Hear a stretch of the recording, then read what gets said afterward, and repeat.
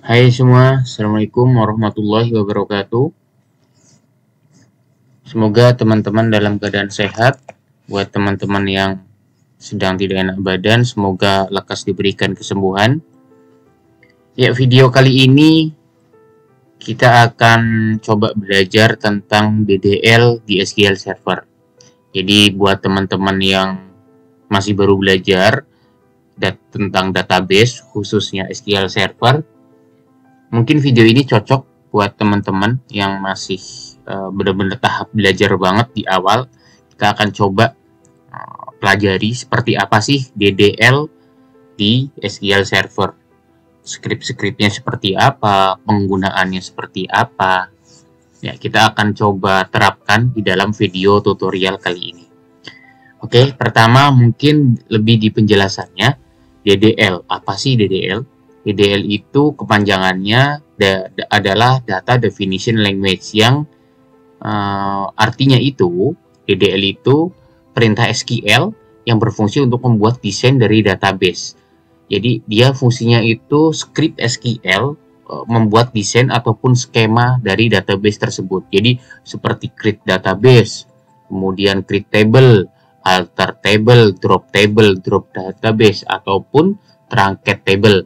Nah, itu semua merupakan perintah-perintah yang ada di DDL. Seperti itu. Oke, kita mungkin coba lihat lebih dalam lagi. Ini adalah DDL yang di SQL Server. Mungkin nggak cuma di SQL Server ya, di database lain juga sama. Perbedaannya nanti cuma di sintaknya aja gitu. Jadi secara konsep itu harusnya sama. Mau database SQL Server, database Oracle, MySQL, dan lain-lain. Mungkin di RDBMS-nya itu sama ya, konsepnya. Cuma beda di teknisnya aja atau di script SQL-nya aja yang ada perbedaan. Oke, yang pertama adalah create. Perintah create, DDL create itu berfungsi untuk membuat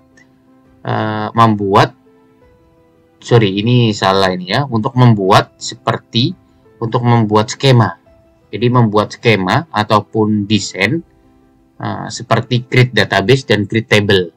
Gitu. Ini saya agak ini harusnya membuat desain ataupun skema ya, bukan sesuai. Jadi perintah create itu untuk membuat desain atau skema seperti create database, create table. Nah, itu adalah contoh dari DDL create. Selanjutnya DDL alter. Alter itu mengubah atau mengedit.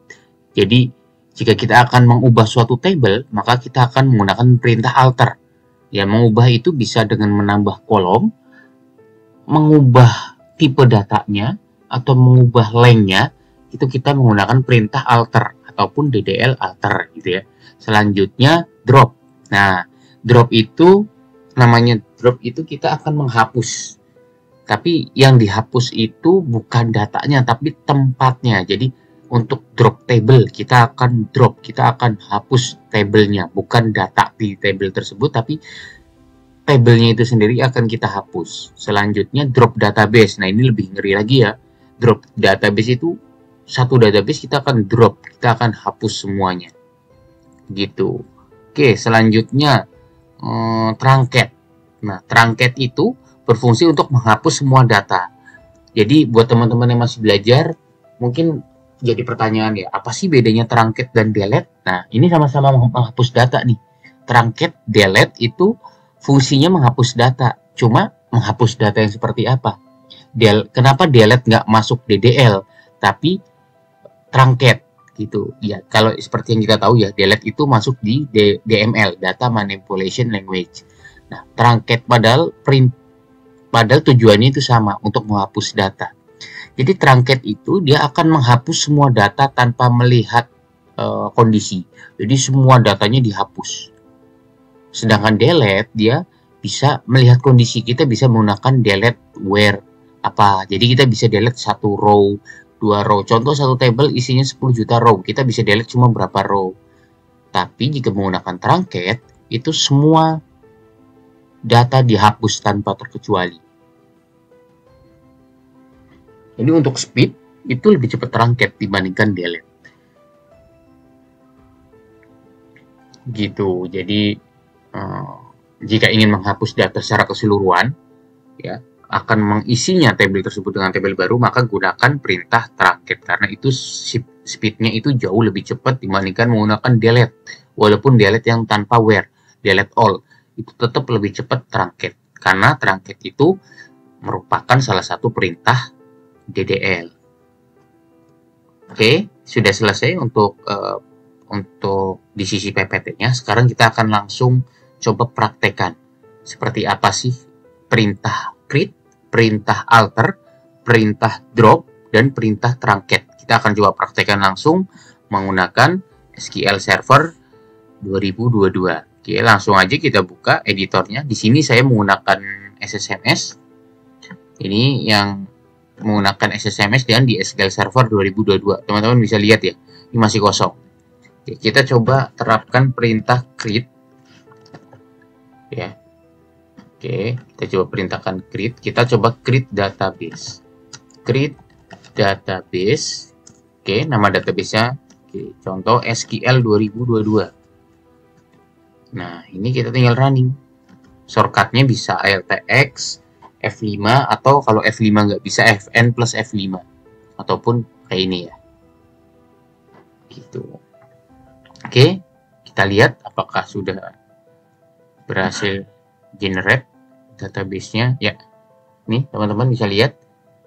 Di sini udah terbentuk ya database dengan nama SQL 2022. Wow, sepertinya saya salah. Jadi bukan 2022, tapi 2222. Padahal kita mau buat 2022. Oke, kita udah coba terapkan DDL create. Sekarang kita coba lompat ke DDL drop. Oke, kita akan melakukan drop database. Kita cukup perintah drop, terus drop database, kemudian nama database-nya. Oke, kita eksekusi. Kita lihat. Ya, berhasil terhapus ya. Jadi di sini kita sudah melakukan dua perintah DDL. Yang pertama create dan drop. Teman-teman bisa cek tadi kan kita ada 4 ya. Ada create, ada alter, ada drop, selanjutnya ada truncat. Oke, kita sudah coba praktekkan dua perintah DDL yaitu create dan drop. Oke, kita buat lagi create database 2022. Sorry, ini bukan 2022 tapi 20.222 ya. Ternyata salah ya. Ini 20.222. Ini baru kita akan buat ya. SQL 2022. Kita coba lihat. Oke, berhasil ya. Kita buat SQL 2022. Oke, selanjutnya kita tetap di perintah create, DDL create, tapi kita akan coba buat tabel. Buat tabel sebenarnya kita bisa lewat UI. Teman-teman bisa lihat di sini, klik new, kemudian table. Nah, cuma di sini saya nggak menyarankan karena kita kan masih belajar tuh. Kalau bisa, apalagi kalau teman-teman itu, oh ini nggak support, jadi harus ada tambahan lagi tadi untuk support. Jadi apalagi teman-teman itu kan belajar ya, khususnya apalagi kalau emang nantinya akan di IT. Sebaiknya jangan, selama masih bisa menggunakan script, lebih baik menggunakan script. Kenapa? Script itu kita bisa dokumentasikan apanya, script SQL-nya. Kalau kita eksekusi menggunakan UI, ya itu kita nggak bisa dokumentasinya apa? Print screen, lebih banyak prosesnya. Ya kalau lupa. Jadi saya sarankan selama bisa menggunakan script, gunakanlah script. Oke, selanjutnya kita buat table. Nah, di sini saya akan coba buat table. Kalau kita belajar umumnya ya, saya dari dulu biasanya nama mahasiswa ataupun terkait sekolahan lah, NIK dan lain-lain, tapi terkait dengan sekolahan. Oke, sekarang kita akan coba buat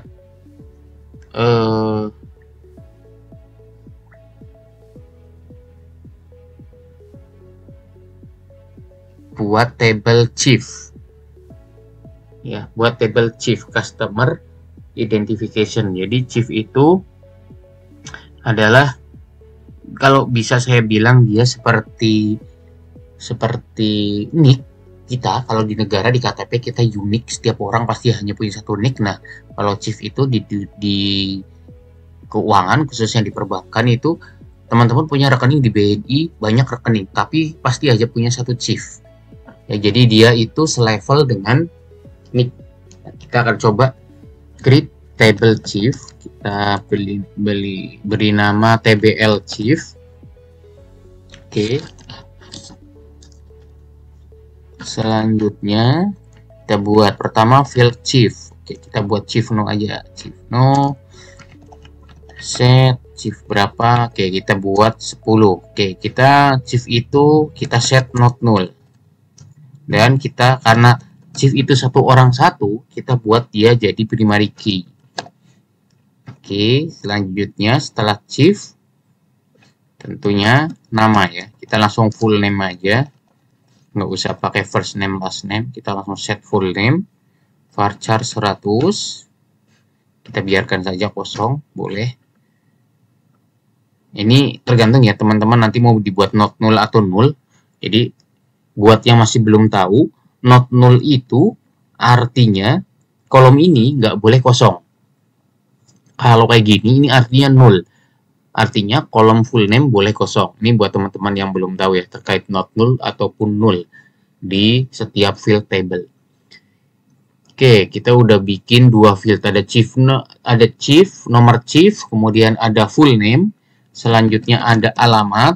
Oke, kita buat alamat 500. Setelah alamat, kita buat ada jenis kelamin. Oke, jenis kelamin kita buat char 1 aja, cukup L atau P, sorry. Kita cukup kasih 1 saja, char 1. Setelah jenis kelamin, ini baru ID type. Kita buat nick aja. Nick ini adalah nick KTP ya. Oke, mungkin biar lebih gak enak, kita buat kayak gini, nick KTP. Oke, varchar 16. Selanjutnya, NPWP nggak usah deh. Ini aja. Nick udah. Alamat sudah, jenis kelamin sudah. Selanjutnya nick kita buat open date. Open date itu isinya nanti ketika tanggal pertama kali chief ini dibuat. Kita set date. Oke. Saya kira cukup untuk belajar, kita buat segini aja kolomnya. Cukup di sini. Oh, ditambah branch. Tempat dibukanya. Branch. Varchar 100, kita buat 100 saja ya. Oke, nah kita coba kita eksekusi ya teman-teman. Nah, eksekusinya apa tadi? Kita bisa menggunakan ini eksekusi, ataupun kalau mau pakai F5 nih, tapi di laptop saya harus plus Fn, jadi Fn F5, ataupun kalau saya sekarang lebih suka pakai ALTX, jadi kita bisa menggunakan ALTX. Oke, kita lihat apakah tabelnya sudah terbentuk. Oh, kita belum eksekusi ya tadi ya. Coba ALTX. Oh, ternyata kenapa belum ada? Nah, ini yang sering kejadian nih, teman-teman. Kita padahal udah eksekusi nih, tapi di sini nggak ada. Nah, di sini ada there's already object name TBL chief, tapi dianggap udah ada. Ini error kayak gini berarti error tabelnya udah ada ya. Nah, kita coba lihat lagi ke atas. Set. Oh, ternyata kita eksekusi di database master. Database master itu database, salah satu database default dari SQL Server. Jadi ternyata kita buat di sini. Nah, seharusnya kita pindahkan ke SQL 2022. Oke. Nah, kita coba drop lagi. Kita balik ke perintah tadi. Perintah DDL drop. Cuma Jika yang pertama itu kita menggunakan drop database, sekarang kita menggunakan drop table. Kita coba eksekusi. Oke, berarti sudah nggak ada. Nah, after kita create, sebaiknya kita masuk ke dalam database-nya SQL 2022. Kita gunakan perintah use saja ya. Oke, kita gunakan perintah use. Nah, sudah masuk. Oke, kita eksekusi. Coba kita refresh. Yap, sukses. Ini udah terbentuk ya. Table chief, kolom-kolomnya. Ini bisa dilihat. Ini ada primary key, tanda kunci. Tanda kunci yang artinya primary key. Atau dia unik ya, primary key. Jadi primary key, sorry. Primary key dia artinya unik. Oke, kita sudah menggunakan DDL create. Selanjutnya kita menggunakan DDL alter. Nah, ini DDL alter. Oke, alter itu untuk mengubah. Jadi kita bisa mengubahnya itu, kita bisa mengubah ini lengthnya, tipe datanya diubah ataupun lengthnya diubah bisa, ataupun kita bisa menambah kolom. Nah, itu kita menggunakan perintah alter. Oke, kita coba pertama tambahkan kolom baru. Jadi kita sebut alter table, nama tabelnya. Nah, kita akan menambahkan perintah kolom. Kita menggunakan add, terus nama kolomnya apa? Oke, di antara chief ini apa yang perlu kita tambahkan? Setiap nasabah saat mengisi data, saat mendaftar ke bank pertama kali, pasti ada yang namanya nama ibu kandung. Nah, nama ibu kandung itu pasti dia akan disimpan selevel dengan chief, karena pasti hanya satu ibu kandung. Jadi, kita taruh di table chief, kita buat nama ibu kandung. Kita isi jadi varchar 100. Oke, kita coba eksekusi. Oke, kita coba refresh. Apakah nama ibu kandung sudah muncul? Oke, sudah berhasil ya, muncul. Nah, ini untuk alter dengan penambahan kolom. Selanjutnya kita coba ganti tipe data beserta lengthnya. Oke, kita coba ganti alter. Sama, script pertamanya alter. Kemudian sini kita alter kolom. Kita coba ubah jenis kelamin dari char 1 kita ubah menjadi varchar 10. Nah, ini sekarang kita coba alter kolom, di mana kita akan mengubah tipe datanya, yang tadinya char menjadi varchar, yang tadinya char lengthnya 1 menjadi varchar length 10. Kita coba eksekusi. Oke, sukses ya. Kita coba lihat. Nah, sebelum kita refresh, bisa dilihat dulu di sini. Mana jenis kelamin, dia char 1. Kita coba refresh, apakah akan berubah jadi varchar 10. Oke. Berubah jadi varchar 10. Ini perintah. Jadi kita sudah dari 4 DDL, kita sudah pelajari 2/3-nya, kurang satu lagi yang belum. Jadi kita udah pelajari create seperti apa, alter seperti apa, kemudian drop seperti apa. Nah, yang belum berarti truncat ya. Itu yang belum kita coba. Tapi syarat untuk truncat kan harus ada isinya. Sekarang kalau kita lihat, belum ada isinya.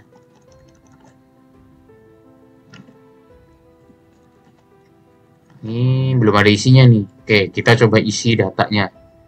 Nah, ini saat kita mengisi inilah yang namanya DML sebenarnya. Kita coba isinya karena supaya kita tahu. Jadi kita coba running truncatnya seperti ini. Sebelum saya isi, mungkin saya contohin dulu ya, buat yang belum tahu. Jadi script truncat cukup sebutin truncat, kemudian nama truncat table, selanjutnya disebutkan nama tabelnya.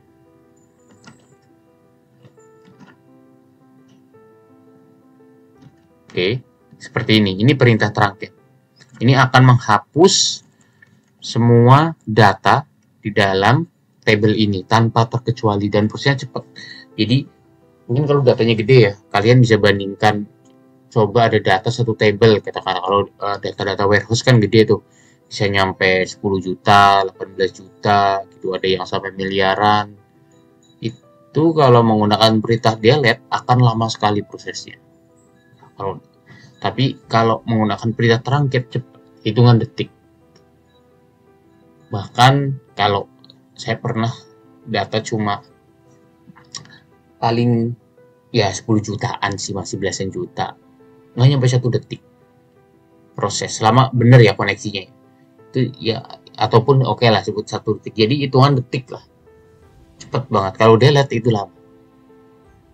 Jadi kalau ingin menghapus truncat, dan ada beberapa fitur lain lagi, banyak sebenarnya, tapi itu mungkin perlu kalian bisa belajar tentang truncat seperti apa gitu. Jadi ini saya lebih informasikan buat teman-teman yang masih belajar tahap awal, itu perintah truncat seperti ini. Jadi dia akan menghapus semua data tanpa terkecuali, langsung dihapus semua. Gitu teman-teman. Jadi ini ya contoh DDL di SQL Server yang kita pelajari dalam video tutorial kali ini. Jadi ada create, kita sudah praktekkan, yaitu create database dan create table, beserta ada tambahan primary key-nya juga. Kemudian kita ada alter, di mana kita contohkan itu ada penambahan kolom dan perubahan tipe data. Jadi yang pertama penambahan kolom, nama ibu kandung. Selanjutnya ada perubahan tipe data dari char menjadi varchar untuk field jenis kelamin. Oke, selanjutnya ada kita perintah DDL drop database dan drop table, kita sudah praktekkan. Dan yang terakhir adalah truncat, di mana truncat ini berfungsi untuk menghapus semua data tanpa terkecuali di dalam tabel tersebut.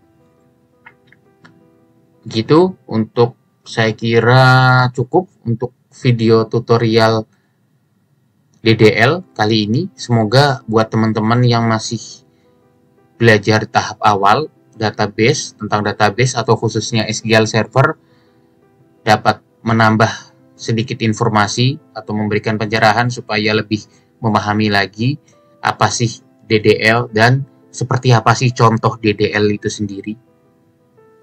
Oke, saya kira cukup sekian dari saya. Terima kasih. Semoga teman-teman sehat selalu.